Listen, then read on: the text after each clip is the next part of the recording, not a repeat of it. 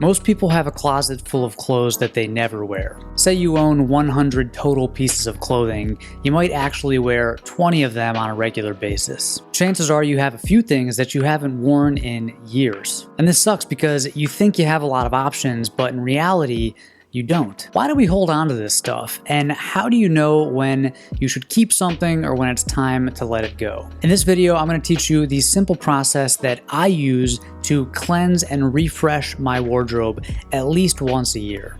My advice is, if you're not happy with your current wardrobe, don't go out and buy anything new. Do this cleansing process first because it's going to illuminate any big holes in your wardrobe and it's going to make it very clear what you actually need to buy. Okay, here's the process. Get 2 big boxes or bags or just a space for 2 big piles somewhere in your house. One of them is going to be your giveaway or sell pile, and the other one is going to be your alterations, take it to the tailor pile. Then take all of your clothes out of your closet, out of your storage, out of your dresser, and lay it all out either on the floor or your bed, somewhere where you can see everything. You are going to pick up each item one at a time and make the tough decision about whether or not you should keep it, give it away, or get it tailored. Now, this is the hard part, but it's actually kind of fun. It's very rewarding. Make sure you get yourself some coffee and reserve a few hours so you can get through this whole task in one sitting. And don't worry, I'm going to give you a little framework to evaluate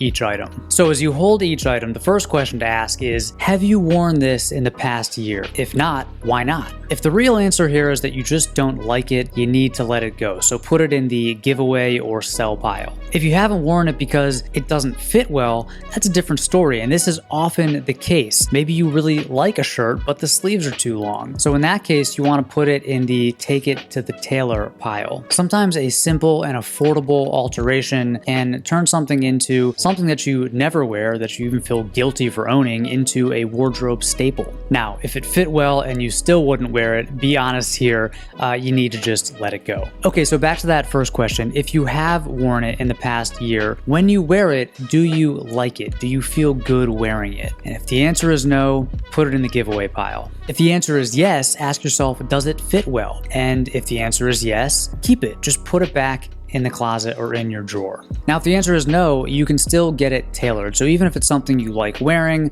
but maybe there's something about it that could be improved, like the length of the pants could be 3/4 of an inch shorter. Maybe your preferences for how much pants break you have has changed in the past year. Maybe you stopped cuffing your pants or something like that. So you can still take it to the tailor. And by the way, if you're not sure what can and can't be fixed at the tailor, I will link to a guide down below. It kind of lists all the different alterations that can be done, what can't be done, and how much everything will cost. I'll also link to another video that explains how to find a tailor that you can trust. Okay, so that framework is going to help. Also, you just have to be honest with yourself. In Marie Kondo fashion, as you're holding each item, ask yourself, does it spark joy? How does it make you feel? Do you feel guilty for not wearing it? Maybe it was a gift and you don't want to give it away because you would feel bad. The truth is, if you don't love wearing it, if it doesn't look good and make you feel good, you have to let it go. The goal is to get rid of everything that doesn't belong, to make space. This has a couple of really cool benefits.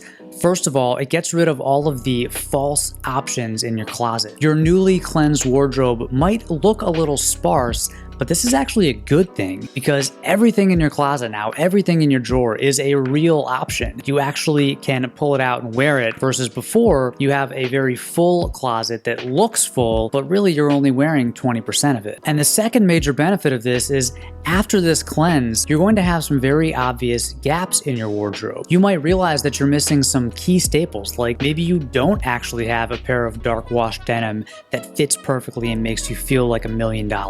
And that's great. Now you know. So now when you're shopping, you don't just have to buy random stuff because it's on sale or because you might like it. You'll have a game plan and you'll know exactly what you need to buy. In the long run, this will help you save money. It's going to make getting dressed a lot easier. And I think that this is a much more sustainable approach to fashion because you're not buying stuff that you're just going to throw away or that's just going to collect dust. So in essence, you're creating a lot less waste. Now, don't try to rebuild your wardrobe overnight. This is a marathon, not a sprint. You have that list now of those key staples that you either need to replace or upgrade, those gaps you need to fill in, and it's okay if it takes a year or 2 years or a few years to kind of complete that wardrobe. You're always going to be kind of dialing it in, replacing things as your preferences change, as your body shape changes, and that's okay. When you do make new purchases, I recommend trying to buy stuff that fits in with your newly cleansed wardrobe. So if you're buying a shirt, for example, try to buy one that goes with most of the pants